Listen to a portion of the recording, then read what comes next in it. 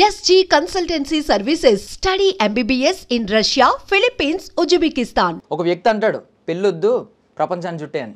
ఇంకో వ్యక్తి అంటాడు సమాజం సంస్కృతి ఏది పట్టించుకోకు నీకు నచ్చినట్టు బ్రతకని.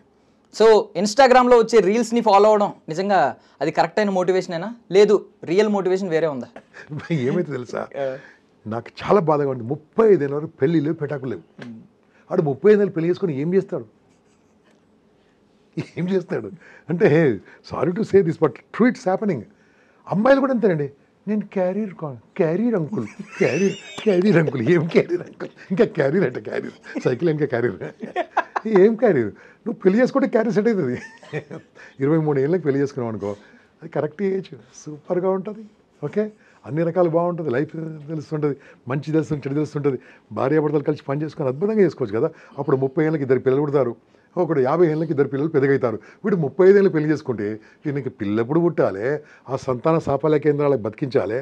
గల్లీకు ఫర్టిలైజర్ సెంటర్ వచ్చింది, వీడు పిల్లలను కన్నాడు అనుకో, 45 ఏళ్ళకు వాని కొడుకు ఇంత పుట్టుంటాడు, అప్పుడు ఎల్కేజీ తీసుకెళ్తుంటాడు. వీడు 50 ఏళ్ళకి వచ్చాడు ఆగిపోతాడు. What's happening? క్యారీర్. నిజమండి, చాలా బాధ అనిపిస్తుంది. నిర్ణయం ఎప్పుడు తీసుకోవాలి? నచ్చినప్పుడు తీసుకోవాలి. అమ్మాయిని చూశారు, బాగుంది కదా, ప్రపోజ్ చేసేయాలి, పెళ్లి చేసుకోవాలి, ఫినిష్, అంతే. రాగోది ఉండదు ఇక్కడ, చేసుకోవాలి, ఫినిష్ అయిపోయింది, ఫినిష్. ఇద్దరు కలిసి పెళ్లి చేసుకోవాలి, ఇద్దరు కలిసి పని చేసుకోవాలి, ఇద్దరు కలిసి పిల్లలు కనాలి, హ్యాపీగా వాళ్ళ అమ్మనాన్ని బాగా చూసుకోవాలి. వాళ్ళ అమ్మనాను, అమ్మాయి వాళ్ళ అమ్మనాను, అబ్బాయి వాళ్ళ అమ్మనాను, ఇద్దరు అమ్మనాను. సో ఇప్పుడు ఈ లోపాలన్నీ చూసుకుంటుంటే ఇంతకుముందు అనేవారు చెట్టు ఒకటే పండు ఒకటే అవ్వదని. బికాజ్ పేరెంటింగ్ నుంచే ఇప్పుడు మన చిన్నప్పుడు ఒక వ్యక్తిని పొగడాలంటే ఒక అబ్బాయిని మీ తల్లిదండ్రులు ఎవరైనా అడిగేవారు, సంస్కారం నేర్పించారు ఇలా అనేవారు. ఇప్పుడు కూడా మనం లెక్కేసుకుంటే పేరెంటింగ్ లోనే ఎక్కడో మిస్టేక్ ఉంది చాలా. సో 90% చెప్పండి, పేరెంటింగ్ చెప్పండి, అంటే సరైన పేరెంటింగ్ ఎలా ఉండాలి అసలు ఇప్పుడు ఈ జనరేషన్? 2 గంటలు పడుతుంది. 2 గంటలు షార్ట్గా. అంటే పిల్లలను పెంచడం పేరెంట్స్కి రావట్లేదు. దయచేసి ఈ కామెంట్ చూసి తిట్టినా సరే మీకు పిల్లల పెంపకం రావట్లేదండి. ఈ అమ్మ ఒక బ్యాగ్ పట్టుకొని వెళ్ళిపోతుంది ఎక్కడికి, ఆఫీస్కు. నాన్న బ్యాగ్ పట్టుకొని వెళ్ళిపోతారు ఎక్కడికి, ఆఫీస్కు. అబ్బాయి బ్యాగ్ ఎక్కడికి వెళ్తుంది, ఎక్కడికి, స్కూల్కు. ఇంకా 3 బ్యాగులు బయటికి వెళ్ళాయి. ఎప్పుడు కలుస్తారు? సాయంత్రం 6 గంటలకు అడ్డం పడుతుంది, ఈయన 6 గంటలకు ఈయన అడ్డం పడతాడు, వాడు చెడబడి. ఏముంది అక్కడ? అంటే వాళ్ళు మిమ్మల్ని చూసి మోటివేట్ అయ్యి సంపాదించాలని చెప్పి వాళ్ళు వెళ్తున్నారు సార్ బయటకు. సంపాదించండి, నేను సంపాదించి వ్యాపారం చేయండి, వ్యాపారం సంపాదించండి, జాబ్ కాదు. ఓకే, జాబు నిన్ను వాడుకొని ఆ వ్యాపారస్తుడు సంపాదిస్తున్నాడు. ఓకే, ఆ బిజినెస్ ఓనర్ సంపాదిస్తున్నాడు.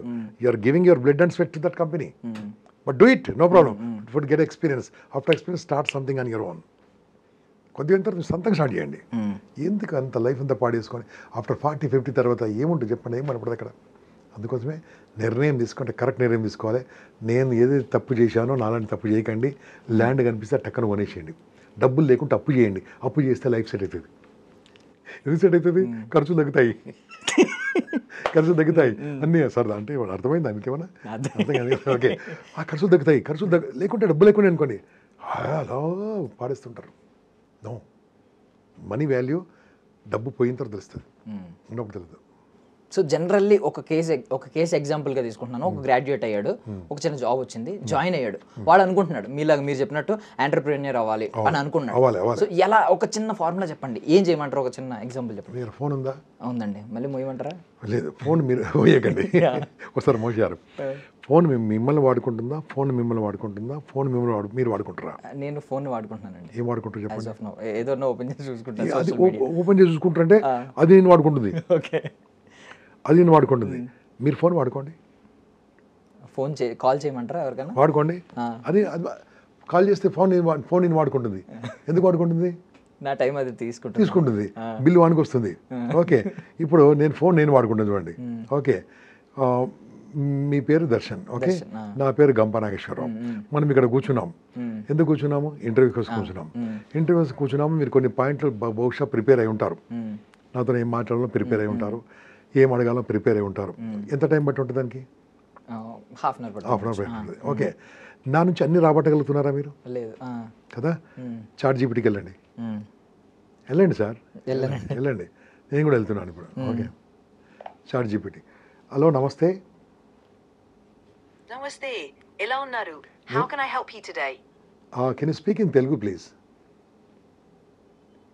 Of course, నేను తెలుగులో మాట్లాడొచ్చు. మీకోసం ఎలా సహాయం చేయగలను చెప్పండి. నేను ఈరోజు ఐ డ్రీమ్ స్టూడియోలో ఉన్నాను. దర్శన్ గారు యాంకర్ ముందు ఉన్నాను. నా పేరు గంపా నాగేశ్వరరావు. నా గురించి దర్శన్ గారు కొన్ని ప్రశ్నలు అడుగుదాం అనుకుంటున్నారు. ఏ ప్రశ్న అడిగితే బాగుంటుందో చెప్పండి. ధర్మేష్ గారికి మీ గురించి చాలా విషయాలు తెలుసు, కానీ మీరు లీడర్షిప్ కోచ్గా అండ్ సైకాలజిస్ట్గా చాలా మందికి ఇన్స్పైర్ చేస్తారు. సో మీరు లీడర్షిప్, ఇమోషనల్ ఇంటెలిజెన్స్ లేదా స్ట్రెస్ మేనేజ్మెంట్ గురించి అడగవచ్చు. ఇవి చాలా ఇంపార్టెంట్ టాపిక్స్. మీ విషయంలో ఏ ఏరియా మీద డిస్కస్ చేయటం బాగా ఉంటుంది? మీరు చాలా చక్కగా చెప్పారు. Thank you very much. నాకు చిన్న కథ చెప్పగలరా? చిన్న స్టోరీ, నీతి కథ. కానీ ఆఫ్ కోర్స్, ఇక్క చూడండి. ఒక విశ్వస్తంగా పనిచేసే చిన్న పక్కన వయసులో వచ్చేశారు. వాళ్ళకి మన ఇంట్లో చాలా ప్రాబ్లమ్స్ వస్తున్నాయి. ఒక రోజు వాళ్ళు చాలా కష్టాలు పడుతున్నారు అని వాడికి అర్థమవుతుంది. థ్యాంక్ యూ అండి, థ్యాంక్ యూ అండి, చాలా సంతోషము. నేను హైదరాబాద్లో ఉన్నాను. బాగా డబ్బు సంపాదించాలంటే హైదరాబాద్లో ఏం వ్యాపారం చేస్తే డబ్బు సంపాదించవచ్చు? ఒక 2 వ్యాపారాలు చెప్పగలరా? హైదరాబాద్లో చాలా బిజినెస్ అవకాశాలు ఉన్నాయి. ఇక్క 2 విషయాలు చెప్తాను. 2, రియల్ ఎస్టేట్. హైదరాబాద్లో రియల్ ఎస్టేట్ బిజినెస్ చాలా popular. Especially residential and commercial ప్రాపర్టీస్కి డిమాండ్ ఎక్కువ ఉంది. మీకు చాలా ఆపర్చునిటీస్ కనిపిస్తాయి ఇక్కడ. 2, ఫుడ్ అండ్ బెవరేజ్. హైదరాబాద్లో ఫుడ్ ఇండస్ట్రీకి కూడా చాలా డిమాండ్ ఉంది. థ్యాంక్ యూ అండి, thank you very much. Thank you అండి, థ్యాంక్ యూ.